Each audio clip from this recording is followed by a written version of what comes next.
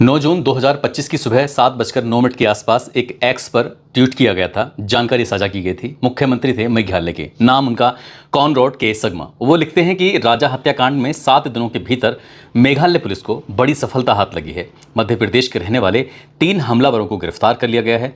महिला ने आत्मसमर्पण कर दिया है। एक अन्य को पकड़ने के लिए अभियान जारी है। बहुत बढ़िया मेघालय पुलिस। बस ये ट्वीट करना था कि उसके बाद सोशल मीडिया पर एक तरह से कह सकते हैं भूचाल आ गया, तूफान आ गया। हर कोई बस इसी ट्वीट के बारे में बातचीत करना शुरू कर देता है, क्योंकि एक लड़की जिसको तलाश करने के लिए पुलिस तमाम कोशिशें कर रही थी, SDRF, NDRF, Meghalaya police, local के लोग, पर्वतारोही, तमाम इंदौर की पुलिस, तमाम लोग कोशिश कर रहे थे। आखिरकार जिस लड़की को तलाश कर रहे थे वो जिंदा थी, और जब जिंदा जिस हाल में मिलती है वही हाल अपने आप में कई तरह के सवाल खड़े कर रहा है। अब लोग सोशल मीडिया पर ये लिखने लगे हैं सोनम ही बेवफा है। आज की इस कहानी के माध्यम से ये समझने की कोशिश करते हैं कि क्या वाकई सोनम बेवफा है कि नहीं है। आदाब, नमस्कार, सत श्री अकाल। मैं उस्मान सैफी। आज की जो सच्ची घटना मैं आपको सुनाने जा रहा हूँ, ये सच्ची घटना आज की शुरू होती है उत्तर प्रदेश के ज़िला गाज़ीपुर का एक थाना है नंदगंज थाना क्षेत्र की मैं बात कर रहा हूं। इसी क्षेत्र में एक ढाबा लगता है, इसका नाम है काशी चाय का जायका। काशी चाय के जायके पर 8 और 9 जून 2025 की रात लगभग 1 बजे के आसपास का वक्त रहा होगा। एक लड़की जिसके बाल बिखरे हुए थे, जिसने टी शर्ट पहनी हुई, जिसने नीचे जींस पहनी हुई थी, बड़ी बदहवास हालत में थी, परेशान से थी, समझ नहीं पा रही थी कि आखिरकार करे तो क्या करें। ढाबे के सामने एक टीन शेड है, टीन शेड के बराबर में जाकर खड़ी हो जाती है। तभी उसकी नज़र एक छोटू पड़ती है जो कि वहाँ इस चाय की दुकान पे काम करने वाला होता है, और वो चाय वाला जो लड़का होता है वो उस लड़की के पास जाता है और जाकर कहता है कि बहन जी, मैं आपकी क्या मदद कर सकता हूँ, आपको कुछ हेल्प चाहिए, क्या बात है, क्या नहीं। वो लड़की थोड़ी घबराई हुई थी, सकुचाई हुई थी। उस छोटू ने जाकर, जो इस ढाबे का मालिक होता है, इसका नाम साहिल यादव होता है, उसके पास जाता है और जाकर कहता है कि भैया एक लड़की है जो अकेली है, जिसने इस तरह के कपड़े पहने हुए हैं, बाल उसके बिखरे हुए हैं, बड़ी बदहवास हालत में है, कुछ ना कुछ दिक्कत परेशानी है, आपको देखना चाहिए, आपको जाकर बात करनी चाहिए। छोटू ने जाके जैसे ही अपने मालिक ढाबे वाले से ये बात कही, ढाबे वाला साहिल यादव उस लड़की के पास पहुंचता है। उस लड़की से जाकर पूछता है कि आपको क्या मदद चाहिए, क्या आपको खाना खाना है या आपको कुछ और मदद चाहिए, तो आप हमें से बता सकती हो। उस लड़की ने एक डिमांड की कि मुझे फ़ोन चाहिए, मुझे बात करनी है, अपने घर वालों से बात करनी है, क्या आप मेरी मदद कर सकते हैं। जैसे ही साहिल यादव ने ये बात सुनी, थोड़ा सा घबराया, परेशान हुआ। उसने सोचा, फिर उसे अपने घर के परिवार की बहन बेटियों की याद आई। ये दिक्कत परेशानी तो किसी के साथ भी हो सकती है, इसलिए अपने अंदर उसने हिम्मत जुटाई, और हिम्मत जुटाते हुए अपना मोबाइल निकालता है और उस लड़की के हाथ में थमा देता है। वो लड़की क्या बातें कर रही थी, क्या नहीं कर रही थी, उस ढाबे के मालिक ने ये जानने की बिल्कुल कोशिश नहीं की, ना ही छोटू ने जानने की कोशिश की। और वो जाकर थोड़ा दूर खड़े हो जाते हैं। लड़की जब फ़ोन पे बातचीत कर रही थी तो लगातार रोए चले जा रही थी, रोते रोते कुछ कहने की कोशिश कर रही थी। सामने फ़ोन पर कौन है उसको पता नहीं, लेकिन ये कहा जाता है कि वो परिवार के लोगों से बातचीत कर रही थी। और जब बात खत्म हो जाती है, पूरी हो जाती है, तब भी उसका रोना बंद नहीं होता। एक तरफ छोटू, एक तरफ उस ढाबे का मालिक। इसी बीच में एक और महिला होती है जो यहाँ पर अपने परिवार, अपनी फैमिली के साथ आई हुई थी। उस महिला की नज़र इस रोती हुई लड़की पे पड़ जाती है। तभी वो लड़की से बातचीत करने की कोशिश कर रही थी, उसको ढांढस बताती है, शांत कराती है कि बेटा शांत हो जाओ, क्या दिक्कत है, क्या परेशानी है, आप हमसे बताओ, हम आपकी मदद कर सकते हैं। लेकिन सोनम, जो लड़की जिसका नाम सोनम रघुवंशी होता है, वो सिर्फ रोए चली जा रही थी। आखिरकार उस महिला ने जाते जाते ढाबा मालिक से कहा कि आपको एक काम करना चाहिए, आपको पुलिस को कॉल करनी चाहिए, पुलिस को बताना चाहिए। हो सकता है कि मामला ये पुलिस केस हो, कहीं ऐसा ना हो तुम्हारे लिए कोई दिक्कत परेशानी खड़ी हो जाए। ढाबे मालिक को ये बात समझ में आ जाती है। साहिल यादव ने तुरंत ही 112 नंबर पर कॉल करता है। कॉल करने के बाद कहता है कि साहब, यहाँ पर एक लड़की है जिसने काली टी शर्ट पहनी हुई, काली जींस पहनी हुई है, बाल बिखरे हुए हैं, थोड़ी परेशान हालत में है। उसने अपने परिवार वालों से बातचीत की है, रो रही थी, बहुत ज़्यादा परेशान हो रही थी, आसपास में उसका कोई अपना दिखाई नहीं दे रहा है, आप आ जाइए। 112 नंबर ने जैसे ही सूचना प्राप्त की, उसके बाद मौके पर पुलिस पहुंच जाती है। जो स्थानीय एसएचओ होते हैं वो भी मौके पर पहुंच जाते हैं। अब रात के लगभग 3 बजे के आसपास का वक्त हो रहा था। ये 9 जून 2025 की सुबह का वक्त था।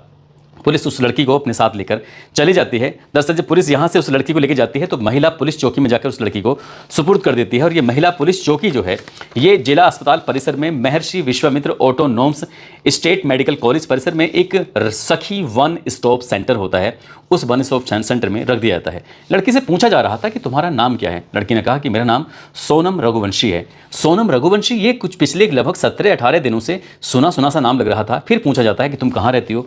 वो बताती है कि मैं मध्य प्रदेश के इंदौर में रहती हूँ। बस इतना था कि ये सुनने के बाद पुलिस के पैरों तले जमीन खिसक जाती है। पुलिस सोचने पर मजबूर हो जाती है कि बात है मेघालय के शिलोंग की, वहां पर पहाड़ियों में इसके पति की अभी लाश मिली थी। ये लड़की यहाँ क्या कर रही है, यहाँ से इतनी दूर।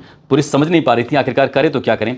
तुरंत ही उच्च अधिकारियों को लखनऊ सूचना दी जाती है। लखनऊ के लॉ ऑर्डर होते हैं अमिताभ यश, उन तक बात पहुंचती है। उनको पूरी कहानी अब तक जो भी हुआ है कैसे कैसे लड़की मिली है, कहाँ से प्राप्त हुई है, क्या इसने बताया क्या नहीं बताया, अमिताभ यश को पूरी जानकारी दी जाती है। आखिरकार उन्होंने मेघालय पुलिस से संपर्क किया, साथ ही इंदौर पुलिस से संपर्क किया और उनको बताया कि जिस लड़की को आप पिछले 17 दिनों से तलाश कर रहे थे, दरअसल वो लड़की हमारे यहाँ पर है और आप आकर यहाँ बातचीत कर सकते हैं, मिल सकते हैं। बस मेघालय पुलिस को और साथ ही जो इंदौर की पुलिस को सूचना दी जाती है। इसके बाद उस लड़की से यह भी जानकारी जुटाई जाती है कि तुमने किससे बातचीत की है। तो यहाँ पर यह बात आती है कि लड़की ने अपने भाई गोविंद से बातचीत की है। गोविंद जो उसको इंदौर से जाकर सीधा मेघालय के शिलोंग में उन पहाड़ियों में अपनी बहन को लगातार तलाश कर रहा था। हालांकि पुलिस अब इस मामले की जांच पड़ताल कर ही रही थी, लेकिन एक गाइड ऐसा सामने आता है जो कि मावला ख्यात एक जगह लगती है, वहां का एक लड़का होता है गाइड जो कि अल्बर्ट पेड जिसका नाम होता है। वो बताता है कि 23 मई 2025 की सुबह 10 बजे के आसपास वो देखता क्या है कि एक कपल है, जिस कपल के बारे में उसने जब जानकारी सोशल मीडिया के माध्यम से पता चलता है, जो लड़की है उसका नाम सोनम रघुवंशी है और जो उसका पति है उसका नाम राजा रघुवंशी है। ये दोनों साथ थे और इनके साथ 3 जने और थे। वो 3 कौन थे, क्या बातें कर रहे थे, कोई उसको जानकारी नहीं, क्योंकि वो हिंदी में बात कर रहे थे और उसको हिंदी आती नहीं थी इस गाइड को। या तो अंग्रेजी जानता था या फिर अपनी लोकल की भाषा शायद खासी से बोलते हैं उसको जानता था। इसने कहा कि मैं आपको सेवाएं दे सकता हूं, मैं आपकी मदद कर सकता हूं, आपको कहां घूमना है आप मेरे साथ चल सकते हैं। अल्बर्ट पेड ने जितनी भी बातें की उन लोगों ने साफ इनकार कर दिया कि हम आपको अपने साथ लेके नहीं जाना चाहते। इसके बाद उन्होंने एक दूसरा था वान साई, एक गाइड होता है, उससे वो मदद मांगते हैं, उससे कहते हैं कि हमें घूमना है।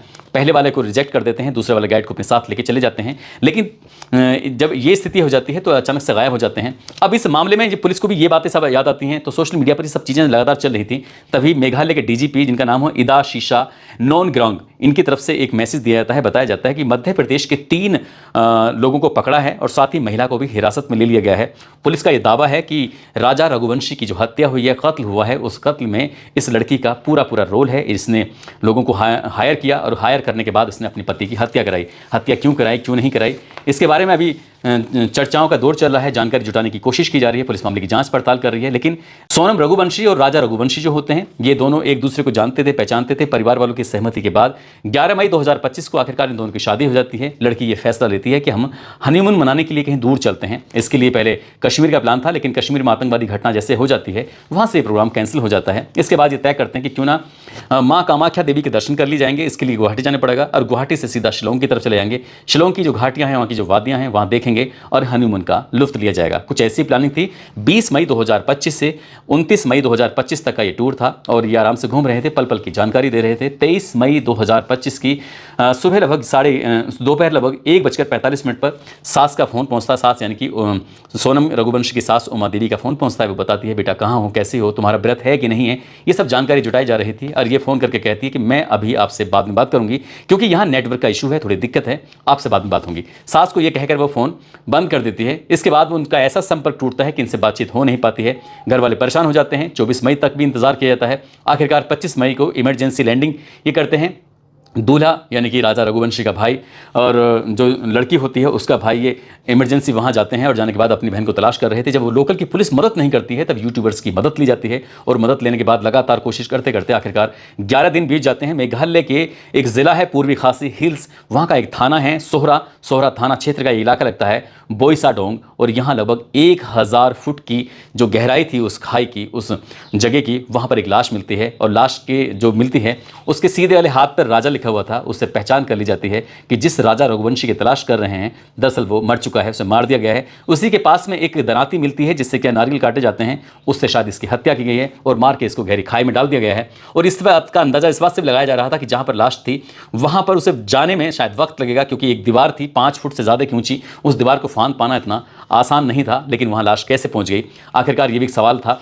इसकी हड्डियां टूटी हुई निकली, उसके शरीर पर चोट के निशान निकले। अब सोनम की तलाश थी। सोनम को तलाश करने के लिए वहां की SDRF, NDRF, लोकल पुलिस और पर्वतारोही तमाम टीमें काम कर रही थी। STF का गठन कर दिया जाता है। परिवार के लोग मांग कर रहे थे कि CBI की मांग होनी चाहिए। मुख्यमंत्री से लेकर मेघालय के मुख्यमंत्री हो या फिर देश के गृह मंत्री हो, प्रधानमंत्री को पत्र लिखा जाता है। पूरे देश भर में इस घटना को लेकर हड़कंप मचा हुआ था। लेकिन ये हड़कंप उस वक्त लोगों को सोचने पर मजबूर कर देता है जब ये लड़की गाजीपुर के एक ढाबे पर बदहवाश हालत में मिलती है। फिलहाल पुलिस ने उसको अपनी हिरासत में लिया है, उससे पूछताछ चल रही है। बस लोगों का जिस तरह से ये कहना है कि सोनम ही बेवफा है, क्या वही बेवफा है, लेकिन घर वाले, परिवार वाले अभी मानने को तैयार नहीं है। यदि परिवार वालों की बात झूठी निकली तो हो सकता है कि परिवार वालों का भी इसमें इन्वॉल्वमेंट सामने आ जाए। ये तो खैर पुलिस के बाद की जांच के बाद ही स्पष्ट हो सकेगा। लेकिन जिस तरह से, जिस हालत में सोनम का मिलना है, वो वाकई अपने आप में कई तरह के सवाल खड़े कर रहा है।